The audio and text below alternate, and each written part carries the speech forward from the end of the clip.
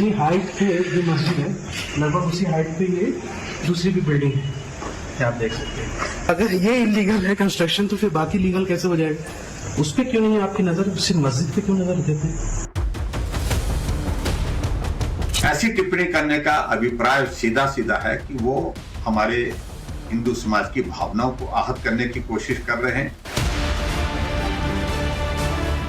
पहाड़ों के बीच खड़ी की गई जिस मस्जिद को अवैध करार दिया गया है, जिस विवादित इबादतगाह ने सर्द शिमला को उबाल दिया, जिसे गिराकर विवाद को समतल करने का ऐलान वहां की मस्जिद कमेटी कर चुकी है, जिस इबादत खाने को लेकर विवाद थम सा गया था, वहां खड़े होकर ओवैसी के लेफ्टिनेंट जब राख में शाब्दिक फूंक मारकर कथित तौर पर विवादों को सुलगाने की कोशिश कर रहे हैं, तब पूछा जा रहा है कि असदुद्दीन ओवैसी की पार्टी हिमाचल में आग लगाना चाहती है?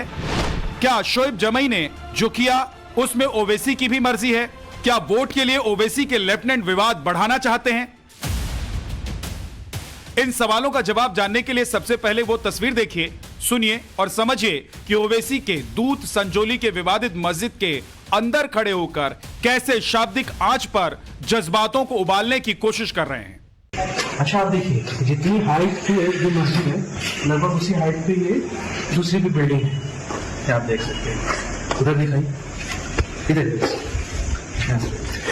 जितनी हाइट पे ये मस्जिद की बिल्डिंग है उतनी हाइट पे ये दूसरी भी बिल्डिंग है। वो आप झंडा लगा हुआ देखें, आप बताइए, उससे ज्यादा हाइट है। तो अगर ये इलीगल है कंस्ट्रक्शन तो फिर बाकी लीगल कैसे हो जाएगा? ये कमाल की बात है। तो इसलिए लीगलिटी और इलीगलिटी का पैमाना जो है तय करना पड़ेगा और ये कोर्ट तय करेगी, लोग नहीं तय करेंगे।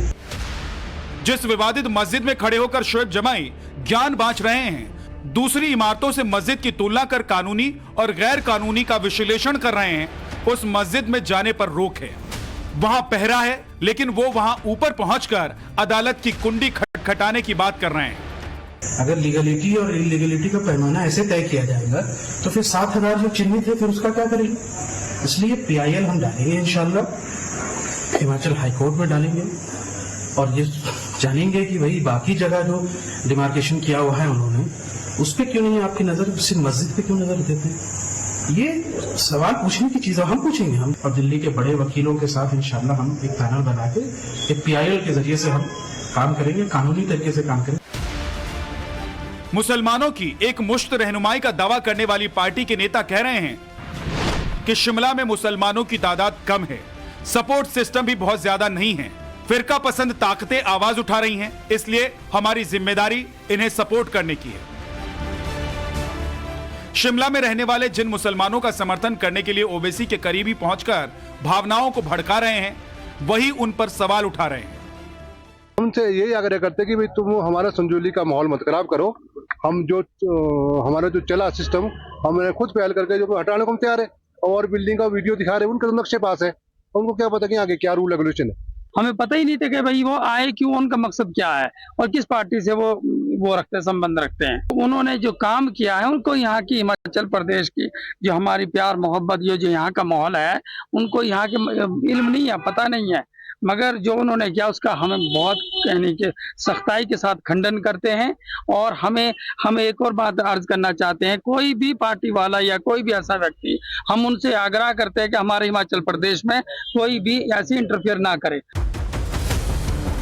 जिन मुसलमानों के लिए बुझी हुई राख में चिंगारी फूंक रहे हैं ओवैसी की पार्टी के नेता, वही उन्हें खारिज कर रहे हैं, विवादित मस्जिद में उनकी मौजूदगी पर सवाल उठा रहे हैं। यही वजह है कि बीजेपी आक्रामक है, ओवैसी और उनकी पार्टी के नेताओं की मंशा पर सवाल उठा रही है। पार्टी जो ओवैसी की पार्टी है, जो एक समुदाय की पार्टी, उस पक्ष को रखने वाली पार्टी जिसका कह सकते हैं हम, उनका एक प्रतिनिधि, उनका एक नेता शिमला आते हैं और उस मस्जिद जो बंद करके रखी है, सीज करके रखी है, उसके अंदर जाते हैं। कौन उनको लेकर के गया? कि जिस तरह का बयान उन्होंने दिया उससे सौहार्द जो है और भी ज़्यादा खराब हुआ है, और हम यही कह रहे हैं कि इस तरह की बयानबाजी से उनको बचना चाहिए, और जो लोग उनको लेकर के आए वहां पर पहुंचाया, उनके खिलाफ भी कार्रवाई होनी चाहिए। अब जरा समझिए कि शिमला की संजोली मस्जिद का पूरा विवाद क्या है, जिसे ओवैसी की पार्टी विस्तार के लिए बेकरार है। देवभूमि पर यह विवादित मस्जिद कुफरी के रास्ते में संजोली बाजार से नीचे की तरफ मौजूद है। मस्जिद बनने की शुरुआत 1960 में हुई थी। बाद में 4 मंजिल और जोड़ी गई। 5 मंजिला इमारत में ग्राउंड फ्लोर पर प्लास्टर और कलर पेंट किया हुआ है, जबकि बाकी 4 फ्लोर पर प्लास्टर पेंट नहीं है। मस्जिद के अवैध कंस्ट्रक्शन का मामला विधानसभा में उठा। 5 सितंबर को बीजेपी के कार्यकर्ताओं, हिंदू संगठन और स्थानीय लोगों ने संजौली मस्जिद के कथित अवैध निर्माण के खिलाफ शिमला में विरोध प्रदर्शन किया। संजौली मस्जिद के बाहर बड़ी संख्या में लोग मस्जिद के कथित अवैध निर्माण के विरोध में इकट्ठा हुए। पुलिस ने उन्हें रोकने की कोशिश की, दोनों में टकराव हुआ। फिर 11 सितंबर को भी जबरदस्त विरोध प्रदर्शन हुआ। प्रदर्शनकारी और सुरक्षा बलों के बीच झड़प हुई। फिर 2 दिन बाद दुकानदारों ने दुकानें बंद कर विरोध जताया। तब ओवैसी ने तंज कसते हुए कहा था कि हिमाचल की सरकार बीजेपी की है या कांग्रेस की, हिमाचल की मोहब्बत की दुकान में नफरत ही नफरत। संघियों के एक झुंड ने मस्जिद तोड़ने की मांग की है, संघियों के सम्मान में कांग्रेसी मैदान में। हालांकि ओवैसी मार्का इस सियासत से इतर शिमला की मस्जिद कमेटी खुद विवादित हिस्से पर हथौड़ा चलाने के लिए तैयार हो गई। तब ओवैसी की पार्टी के नेता वहां पहुंचकर विवादों को नया आकार दे रहे हैं, तो हिंदूवादी संगठन मस्जिद कमेटी की मंशा पर भी सवाल उठा रहा है। कौन सरकार का जमाई है कि शोएब जमाई है मुझे नहीं पता, परंतु ये जो बड़े भाई का कुर्ता और छोटे भाई का पजामा पहन के यहाँ से यूपी से या हैदराबाद से स्पेशल जो यहाँ पे हिमाचल प्रदेश का माहौल जो सौहार्दपूर्ण था उसको बिगाड़ने का काम जो ये लोग कर रहे हैं। पुलिस प्रशासन के पास हम लोग आए, पुलिस प्रशासन ने कहा है कि हमें कोई इस चीज़ का ज्ञात नहीं था कि वो कौन व्यक्ति था। जिस तरह से अचानक शिमला को सुलगाने की महीन कोशिश हुई है, इससे सियासत गर्म है। बीजेपी के नेता ओवैसी के साथ साथ हिमाचल की सत्ताधारी पार्टी पर भी सवाल उठा रहे हैं। अनाधिकृत रूप से बनी हुई मस्जिद का विषय हो,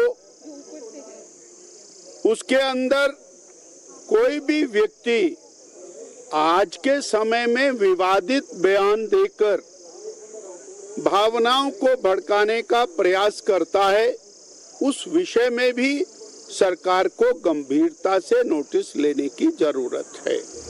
आक्रामक सिर्फ बीजेपी नहीं है, खुद का बचाव करते हुए कांग्रेस भी ओवैसी की पार्टी के नेता पर सवाल उठा रही है।